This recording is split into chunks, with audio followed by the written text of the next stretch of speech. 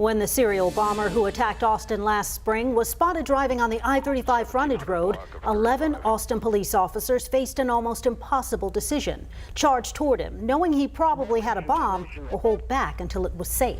That March morning, with their own lives on the line, they decided to strike. Tonight, for the first time, members of that elite group tell us about the moment those 19 days of terror came to a fiery end. Tony Plohetski joins us now with their story in this KVUE and Austin American-Statesman joint investigation. Yeah, Mike and Quita, those officers say years of training and sheer willpower took over as they closed in on that elusive bomber. Like all of us, they too had lived through nearly 3 weeks of random attacks.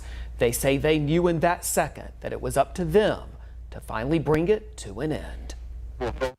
Just rely on your training and think about the mission ahead. Imagine being one of 11 Austin Police SWAT team officers in these two vans. We knew the potential risk for others to be injured if you weren't quickly detained. Driving toward danger. Our main goal is to take everyone into custody safely, including the suspect. Like all of us, these 3 officers and their teammates had waited for this moment. We're 35 frontage and Old Settlers.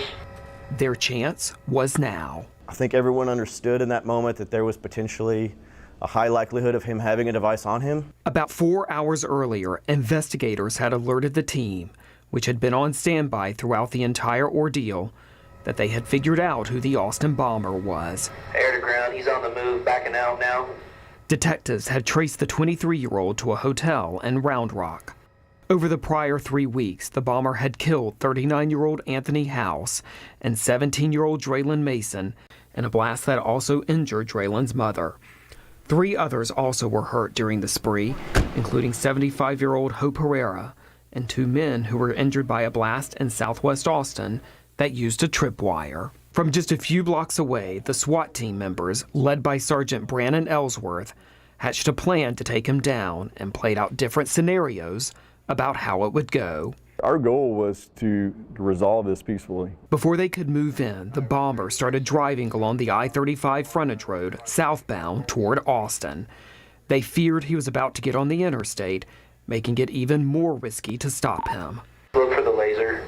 I got it on him. Ellsworth radioed to his lieutenant that he thought it was time to act. It was really the only option we had at that time. They used this maneuver to stop him. All right, Van's made contact with him. Officers Vincent Garcia and Rob Justison, both of whom declined to be interviewed, ran toward the passenger side. And then... Got an explosion inside the vehicle. You know, it's funny, I don't remember hearing the blast. I saw it. I'm sure it was loud at that point, but you're so focused on doing what you can do to help your teammate. Officer Leighton Radke was inside the rear van. It was apparent to me it was something other than possibly gunfire or something like that. Ellsworth says he immediately bounded from the van to check on his men. My biggest concern as a sergeant on the team is putting my guys at risk. I saw the explosion, saw the first officer that kind of fell back from that explosion. That's the first thing I was doing, was checking on him to make sure he was good. They had been blown back several feet, but were not seriously hurt. Several other officers, including Radke, made quick calls to their wives as hundreds of police officers descended on the area. We're okay, my guys are okay. I'll talk to you soon. It was finally over. In the nearly 6 months since that morning, the team has been honored with special pins. Officer Troy Weiser.